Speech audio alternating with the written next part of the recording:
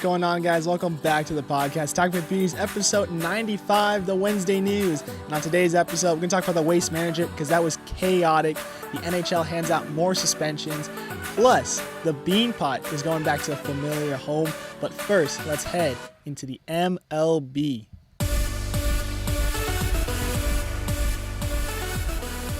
So we'll start off with MLB on this episode. We'll start off with the signings, of course. Milwaukee and Gary Sanchez agreed to a contract. I believe that is a 1-year contract. Cincinnati and Jonathan India have agreed to a 2-year.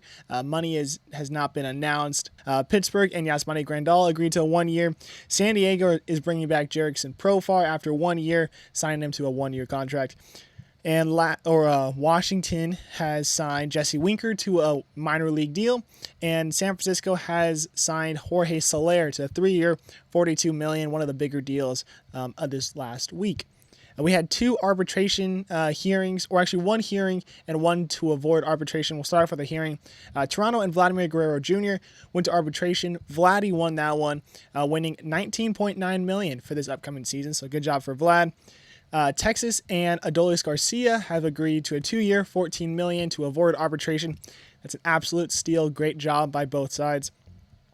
Corey Kluber announces that he is retiring from the game of baseball. 3-time All-Star, 2-time AL Cy Young Award winner, and a 2-time AL wins leader. If that makes sense for the season. Had the most wins. Great career by Kluber. Honestly, when you look at the numbers, really solid career. No one really talks about him as being one of the top players, but honestly, a great career. Not surprised he's hanging it up. Older guy. So congrats, and hopefully you enjoy retirement. So MLB has been talking about potentially playing in the 2028 Olympics here in Los Angeles. That would be very interesting. Supposedly baseball will be back in those Olympics. So what does this mean? It means it will probably get about 6 to 8 nations represented in those games. It would be a 5 to 6 day tournament in mid-July. All-Star game for that season would either be canceled or held at a later time during that year, and potentially reducing the total games from 162 to 158. Honestly, it's just one 4-game series. Not that much to deal about. I think the MLB should do it. I think growing the game is definitely needs to be happening because this is not a sport that is growing very quickly, if at all. You got hockey that's growing. You got football that's going to be growing, bringing that into the Olympics.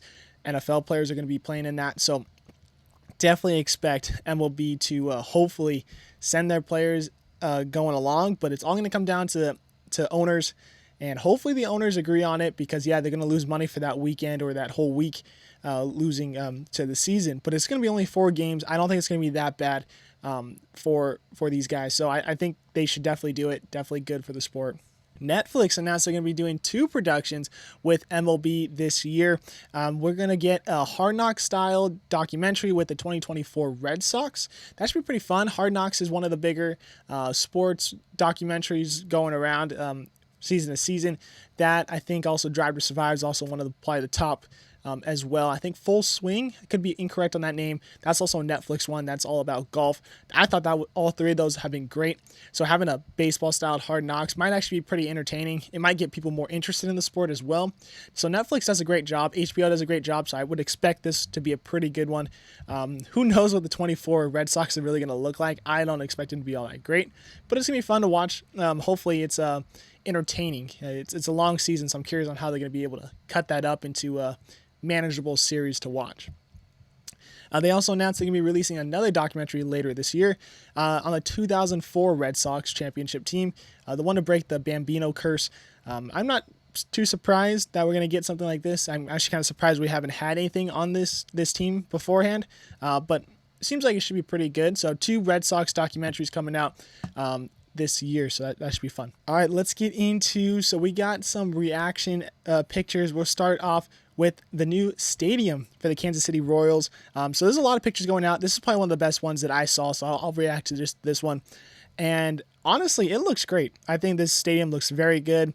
You got really great looking skyline picture there. I think definitely will get more people or more organizations to try and build up the area. I think the stadium looks nice.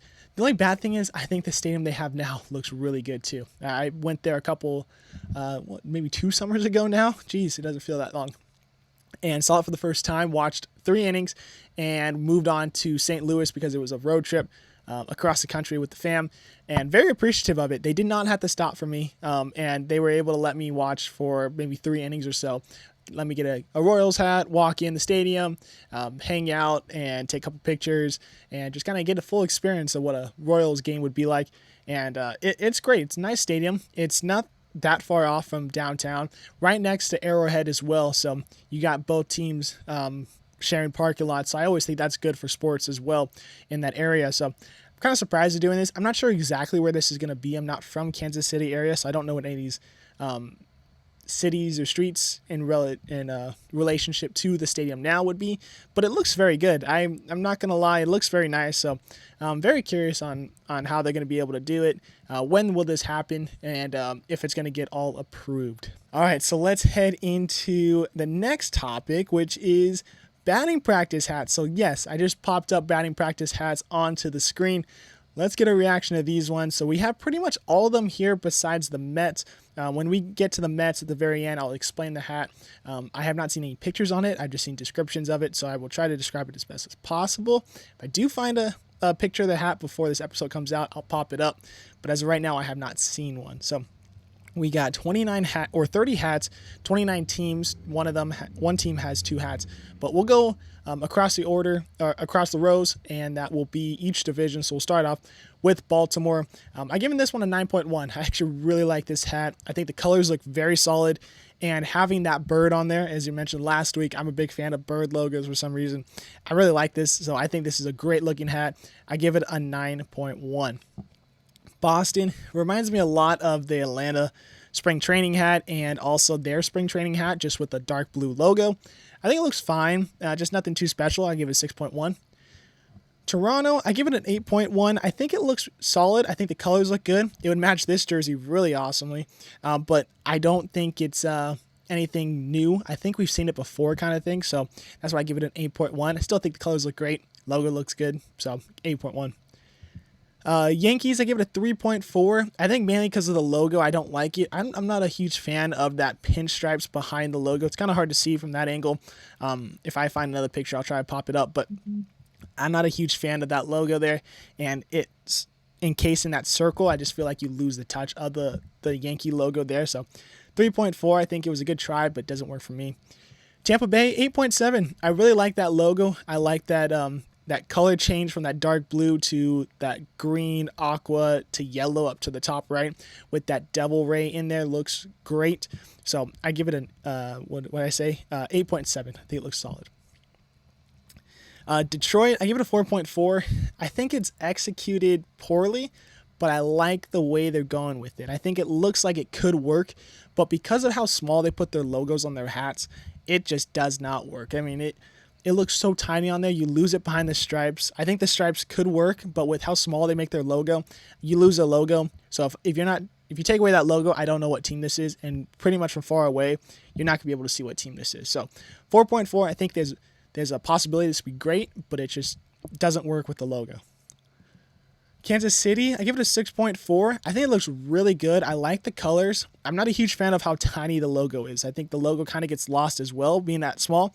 So maybe changing either the lining around the logo or something to make it pop a little bit more to kind of help with that, how light you get the white in the front, the dark blue bill, the light blue backing. I think there's just a little too much light on top that it just kind of gets lost, but I think it looks like it's going to be pretty solid on the field though. Minnesota, I give it a 3.1. I'm not a fan of the striping on the back. I kind of understand where they're going with. It matches one of their uniforms, but I just don't think it looks all that great. I give it a 3.1. Chicago, so I'm hearing mixed reviews on Chicago. I'm hearing that either they're going to go with this solid black hat with the sock on it, or I'm also hearing they're going with that blue, red, and white color combination. If it is that, then I'm hearing it's going to be a red bill with a blue top, and it's going to be outlined in red. The white that is on the hat will stay white, so no black in the hat. I actually think the black would look better than the red, white, and blue, but I'm not a huge fan of this. So for Chicago, 3.9. Cleveland, they also try to go with that striping in the background. it looks a little bit better than the Tigers, but it doesn't work for me. I give it a 4.5. I like the logo that they chose on the front, but it just gets lost. It's so busy. It's a busy logo with a busy hat front. Just not a big fan of that. All right, we'll move to the next row, Texas. I give it a 2.9 just because it looks boring. The other stuff, I'd rather have the normal tee that they have now. I don't like this retro tee that they have. And I don't think a white front for Texas looks right to me. I mean, I'd rather see it a blue or red. I just don't think the white front looks like the Rangers to me. So I give it a 2.9. Seattle, I give it a 4.1. I like the colors. I'm actually okay with the white front on this one, but the S is where it loses me. I like the S with the compass on the front instead of just the normal S that they have here. So I give it a 4.1. Houston, a little bit better than the spring training hat, but I don't think it's all that great. It's super busy with the stage gradient. It's executed all rightly, but it just doesn't work for me. I give it a 4.8. For the Angels, once again, boring as hell. I give it a 4.9. At least it's a different color on the top, but I would not expect it for them to go with this. I mean, you look at all these other teams with the retro logos or different styles. They went with the same exact logo as their spring training and then their normal hats. So that marks it down for me as well. So I'm being very critical of the Angels just because I'm an Angel fan. So I just want to see more. I feel like I've seen it before, even though I have not seen it before. It just feels like we've seen it before. So 4.9. Oakland, I give it a 6.5. I actually think it looks all right. You just lose the logo. I like the logo a lot. It's that old school elephant logo holding the ball and the bats. I think it looks solid. I think the colors look good. You just lose the logo. That's the only reason why I'm knocking it down. So 6.5. Change the logo color. Make it more stand out. For Miami, 5.9. I think it kind of mixes both the modern and past look of Miami, but I still don't think it's going to work with this logo. I think if you're going to go with that logo, you got to keep it with the modern look. Put the retro logo on there on this hat. Maybe I mark it up. And also the striping on the front looks weird spacing to me. I just don't like right around here area on the hat. It just seems like there's too much spacing compared to that neck stripe that pops up. I'm being very critical of that, but I just feel like from a design standpoint, there should be more stripes on the front. Kind of like the Minnesota one. It seems like that one's spaced out a little bit better than the Miami one. So I feel like the striping's off a little bit here on this. It could just be this picture, but I just feel like the striping's off. So for that, I'm going to knock it down to 5.9, but I think it looks all right. Atlanta, I get a 3.2. Just kind of whatever. It doesn't really stand out to me. Not a huge fan of it. Washington, I actually give it a 7.1. I like the DC logo a lot. I think that looks good. We haven't seen it before in a while, so I think it's good. Going back to a retro look, I like it. Philadelphia, don't be surprised, but I am giving it a perfect 10. I would not change one thing about this hat.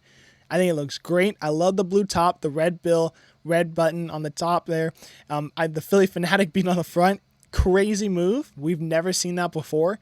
And I think it looks outstanding. I definitely would love to have this hat in my collection. I think it looks awesome. Would not change one thing about it. 10 out of 10.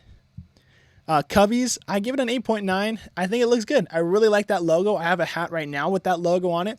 Different material. So I think I would rather have this material hat than the one I have now.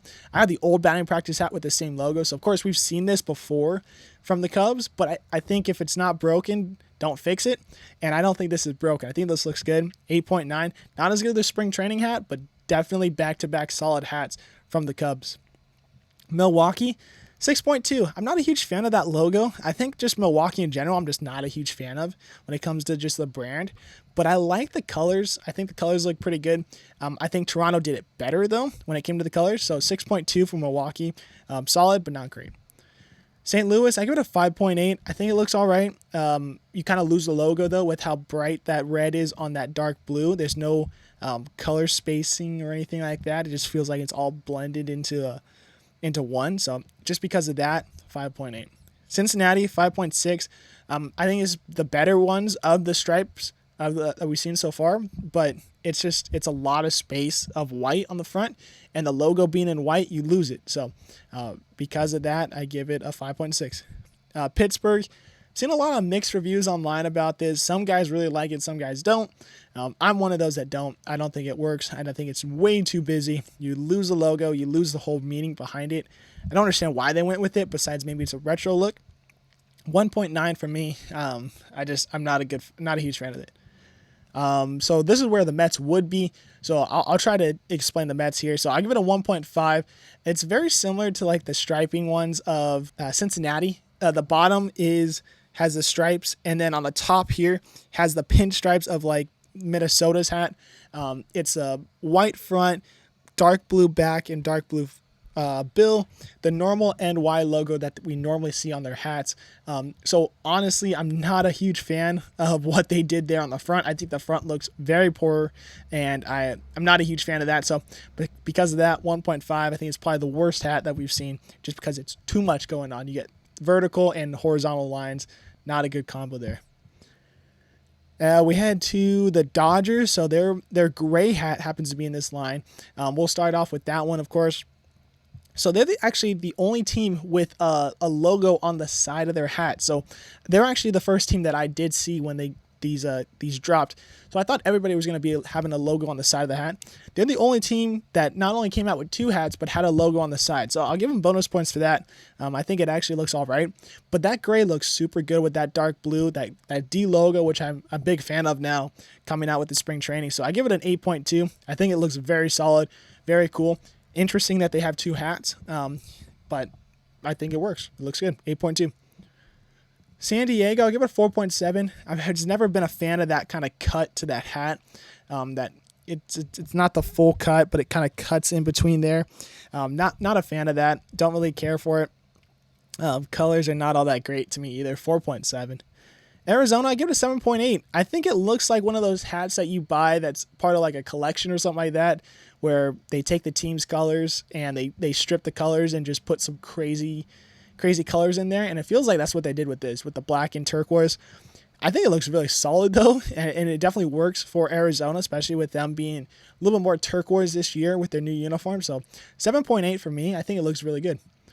Colorado, 7.1. I think the purple with the pinstripes, you lose the pinstripes from afar, so I think it looks that's pretty cool. You kind of get it far away. It's a black hat. You look up front, it's a little bit more detail. I like that aspect. I really like that mountain logo with the baseball there too as well. Black bill, pretty solid. We don't see a lot of purple, so it's always nice to see purple in there. 7.1. San Francisco, I give it a 3.1. I'm not a fan of that logo. I don't think that word logo looks very good with that baseball. Super boring, just black hat as well. So 3.1 could have been better, but definitely not the worst. And lastly, we got the Dodgers blue hat. Looks a lot like their spring training hat, which is fine with me. They just added that patch logo on the side. 8.1, I think it's just a little bit worse than the gray one, because I would rather have the gray one. But I think these both look solid. 8 scores for the Dodgers there. But that will wrap up spring training hats. So let's head into the NHL. All right, so we're in the NHL now. We'll start off with the injuries. Boston's Matt Portras, rookie forward. He will miss 5 months with shoulder surgery, likely to be out the rest of the season because of it. Tampa Bay's defenseman Mikhail Sergachev underwent surgery to repair a fracture in both his tibia and fibula after colliding with the boards and falling on his leg. Very nasty injury. If you look it up, be careful, because it's bad. He's done for the year. He's out indefinitely as well, so we don't know when he'll be back. Hopefully he comes back, speedy recovery, but bad injury for sure. Connor Bedard is expected to be back in the lineup as soon as next week. He had a broken jaw, I think about 4 weeks ago. He was expected to come around the 4 to 6 week area, so as soon as next week, we could potentially see Connor Bedard back in the lineup for the Hawks. Calgary has extended Martin Pospiel to 2 years, $1 million AAV. San Jose also will terminate the contract of Leon Gawenke. I'm not sure why. He's actually put up some pretty good numbers in the AHL, so there might be something behind the scenes that we do not know. New Jersey Devils are supposedly in talks to acquire Calgary Flames goaltender Jacob Markstrom. There's a lot of rumors going around that Markstrom has been seeing a lot of eyes going his way. I wouldn't have been surprised to see Markstrom go. Calgary's not looking good. Markstrom has been up and down. Maybe a change of scenery is something he needs. But earlier today, I saw something saying that he was definitely going to get dealt, and New Jersey was the place to go. And there was someone else that was involved in the trade as well. But those are reliable sources, but nothing has been confirmed. No official statements from any of the teams or anyone from the organizations or the league itself. So take it for granted, but I would not be surprised in the next couple of hours to couple of days that we see Markstrom going to New Jersey. We'll get to suspensions now. Winnipeg's Brandon Dillon has suspended 3 games for illegal check to the head on Pittsburgh's Noel Arkia. Bad hit. He definitely should never have put that hit on. So 3 games, I agree with. Toronto's Morgan Riley suspended 5 games for cross-checking Ottawa's Ridley Greig after a empty net slap shot goal by Greig. He came over to the benches, and Riley decided he was going to meet him at the boards, cross-check him to the head. Got 5 games for it. I definitely think it could have been more, so I think Riley's actually lucky he only got 5 games. Uncalled for. I don't care if it's an unwritten rule that he should not have slap-shotted a goal into the net. It's uncalled for. I don't think you should be doing anything like that. I mean, that's a dangerous hit, throwing a cross check up to the head and neck area to another player. So, Riley, you're lucky it's only 5 games, but hopefully you have fun watching on TV. Dallas's Mason Marchment was fined $5,000 for interference on Toronto's Jake McCabe. And Boston's Matt Grzelcyk was also fined $5,000 for spearing Washington's Max Pacioretty. We got some GM news for international play. Bill Grugan, he has been named the GM of Team USA for the 2025 Four Nations Face-Off and the 2026 U.S. Men's Olympic Team. So that's pretty good gig right there. I think there's going to be a lot of eyeballs going on who's going to be on the team. Of course, there's been a lot of mock rosters going out recently because of the whole news about players going into the Olympics and playing for their nation again. So it's a lot of what ifs. Of course, we got a lot of time still till then. So who knows? Maybe there's another giant star who's going to be right in there for Team USA. But as of right now, I think the roster looks great. So I'm very excited to see what happens. More international news, though. So Russia and Belarus has been suspended for, I think, the last maybe 3 years from international play, from like IIHF tournaments, World Juniors, all that kind of stuff. And then also for just like international things for outside of hockey, like the Olympics. They can't use their names and stuff like that. But the IIHF have increased the suspension to another year, 2024-2025 season. They will not be included due to the ongoing war with Ukraine. So another 2 years without Russia and Belarus. Kind of sucks because Russia is such a great international team, especially with them going to the Olympics fairly soon and doing this Four Nations face-off thing. You would like to see Russia be included in all that, but political stuff, of course, it's not going to be... it's not going to stop anytime soon, which is unfortunate. Lastly, we got Paul Maurice. I just want to congratulate him. He now sits 5th all time in the wins for NHL head coaching wins, 849 and counting. So great job, Paul. Congrats on that.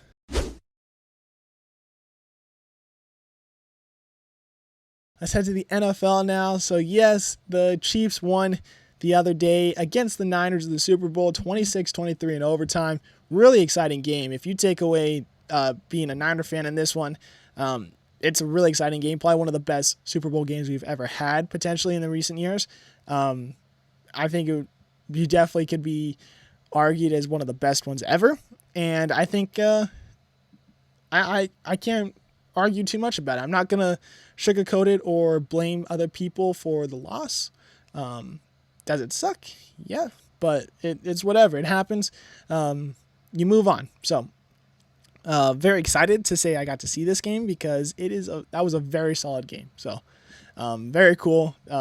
Very good game. If you want to see a reaction to that, a little bit more of the numbers, episode recently came out on Tuesday night, so go check that one out. About 40-minute episode, but it's a lot more fun episode.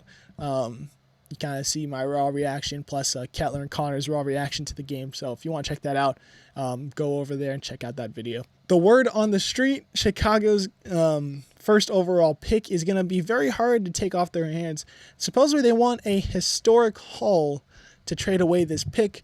I think they have a lot of leverage. Looking at this draft, I don't know who's going to be the first quarterback off the board. Everyone keeps saying Williams. Definitely could see Williams being the first one off the board. I personally would not take him first off the board, but it's the kind of thing where I don't know what teams want. I don't even know what the Bears want. I don't know. I think the Bears should trade this pick. I think they'd get more out of it, but who knows? I don't know what's going through their head. I don't know what they see in the guys coming up in the draft. I don't even know if they really want to keep Justin Fields around. I think that's still up in the air as well. So who knows? I mean, only time will tell at this rate, but the Bears are on the clock now, so I guess only time will tell on what's actually going to happen. We got 2 new hirings for coaching. Dallas has hired Mike Zimmer as a new defensive coordinator, and Seattle has hired Ryan Grubb from Alabama. He was over at Washington, took the Alabama job with the coach, and has now officially moved on from Alabama without even playing a game, and will be the new offense coordinator in Seattle. So 2 new coordinators there. And lastly, Pittsburgh is releasing quarterback Mitchell Trubisky from the roster. That's tough news. I like Mitch. He gets a hard rap, but he actually made that Bears team when he was there pretty good with all the drama that was going around with that. So hopefully he finds a new home and pretty successful.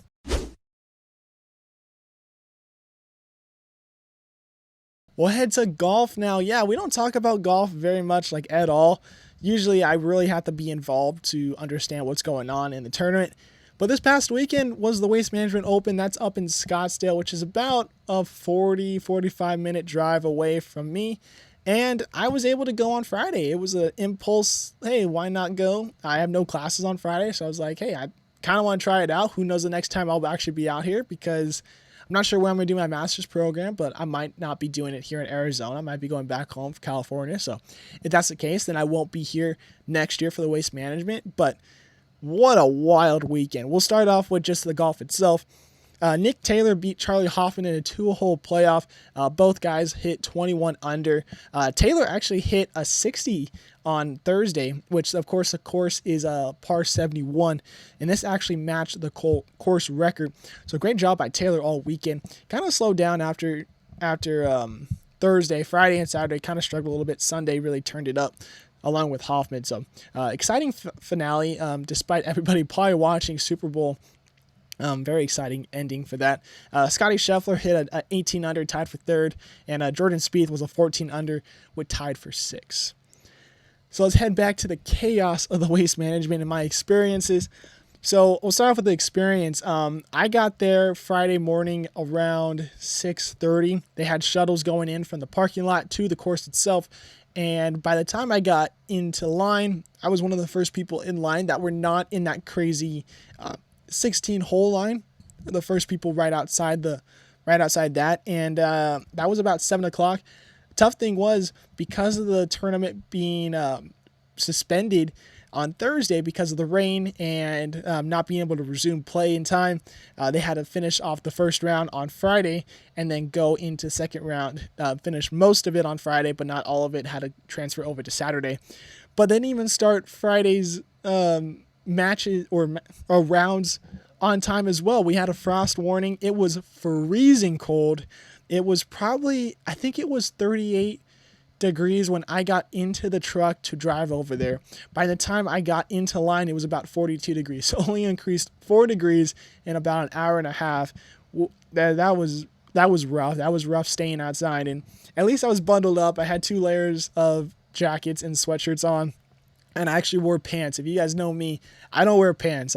If I'm wearing pants, it's either a fancy place, or I'm going to a wedding, or it's cold. And it was freezing. But definitely well worth the wait. So we didn't get insights about 8:15, 8:30 area, and that was a mad dash. You saw everybody running to 16. I was not one. I wanted to walk around, kind of get a feel for the course. First time there. I've never been there to golf, never been there to watch anything.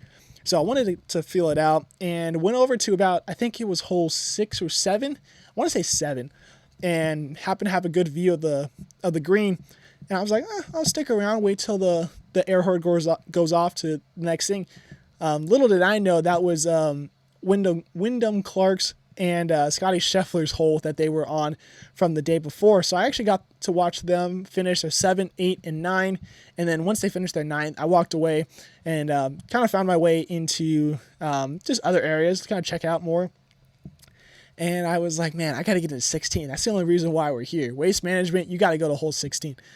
So I was like, all right, I'm make my way over to hole 16. And if you guys don't know, the line to get into hole 16 is absolutely chaotic. So the only way you guys get into hole 16 is if you're the first people, once those gates open, you're the first people in, or somebody else leaves. So that's the only way you get into this. It's not just always walking in, walking out. They got that thing shut off, closed off.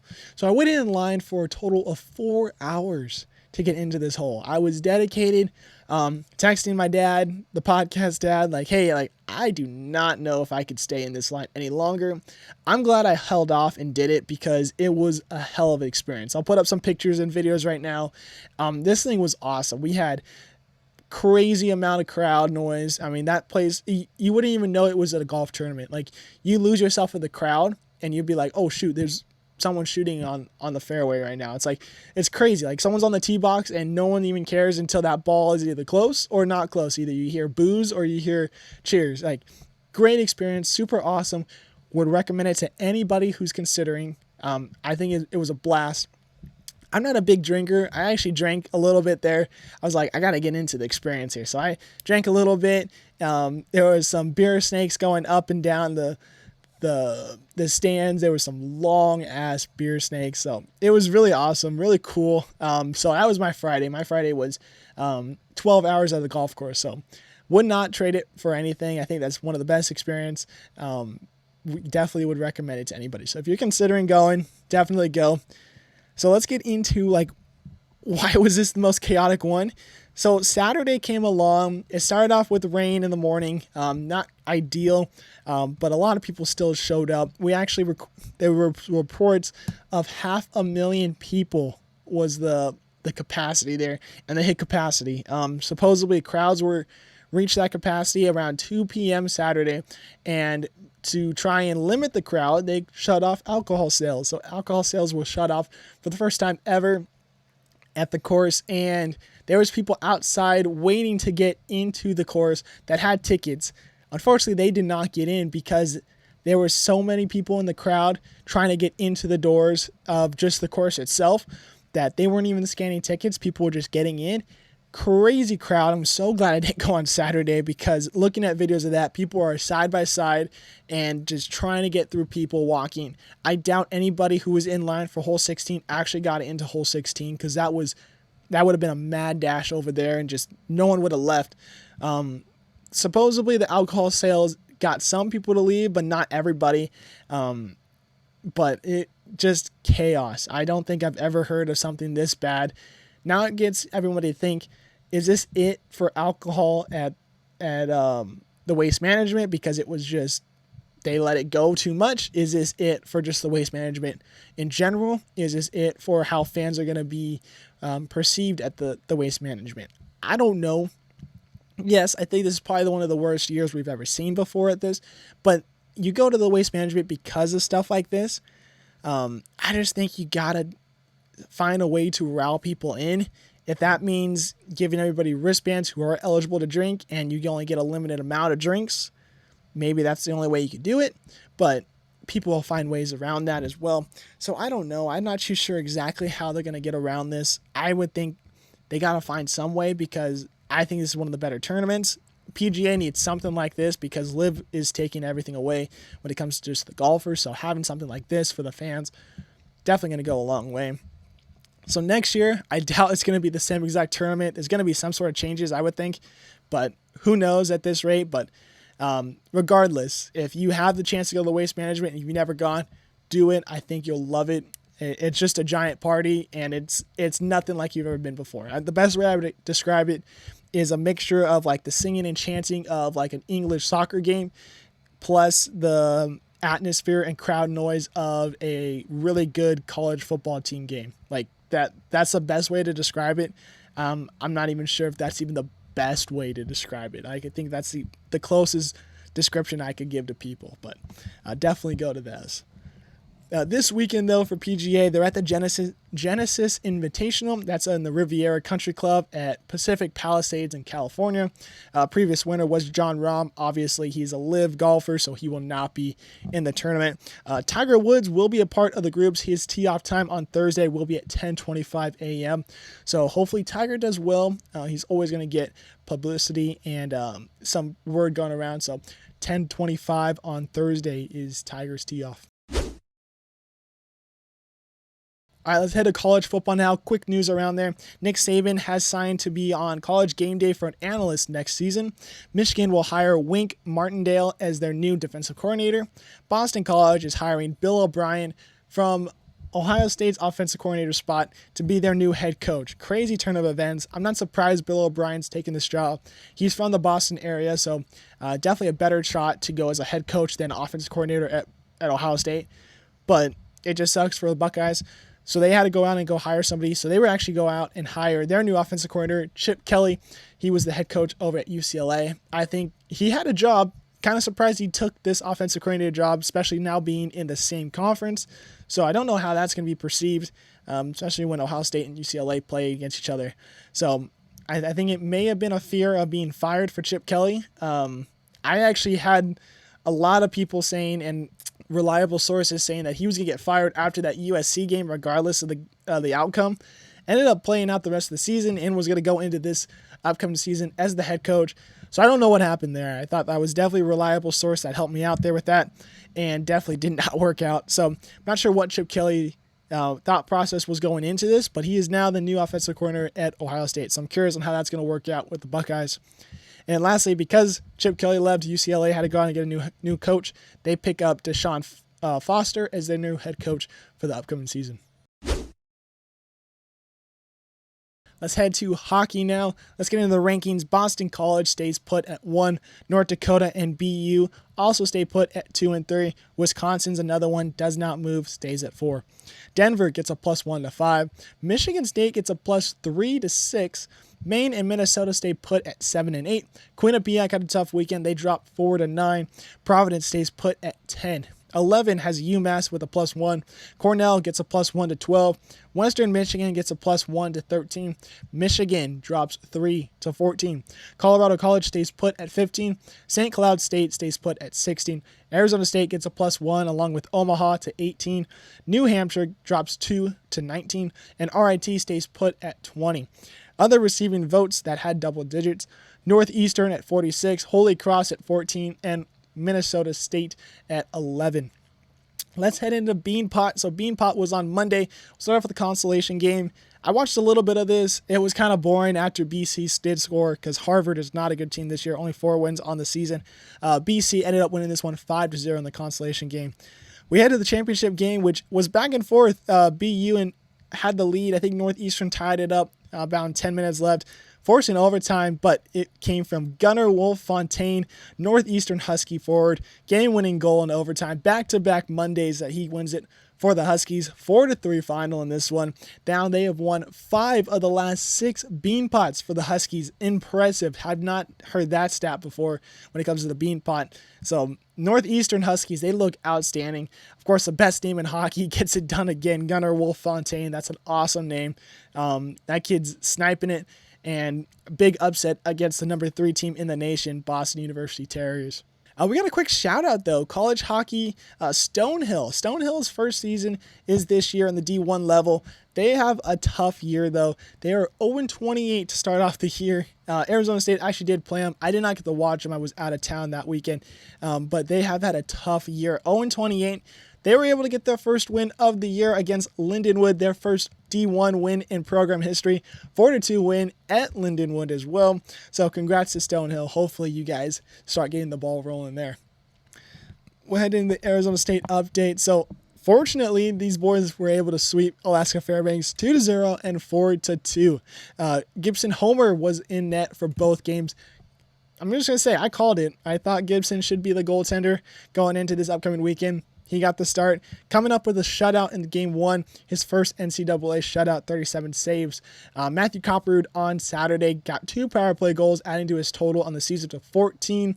That leads the nation in this category with power play goals. That also breaks a program record with most power play goals in a season, which was previously set at 13. So the boys are buzzing. Great job this weekend. I will say, so on Saturday we had D'Artez, Fox, George, and Keenan alongside me, and we were watching the game. We were making like internal bets here, like, oh, how many shots, how many saves, and this and blah blah blah and stuff like that. Keenan and Fox made a little side bet that ASU needed 21 or more shots on net, and he had the over there, and Fox had the under. Arizona State ended up only having 19 shots. So, yeah, they did get outshot bad against Alaska Fairbanks, but able to score when it mattered. 2 of those shots at the end, one was whiffed, 2 off the post, so potentially could have helped out Keenan. So, sorry, Keenan, you lost a very close bet there, but Arizona State still able to figure it out, get the job done.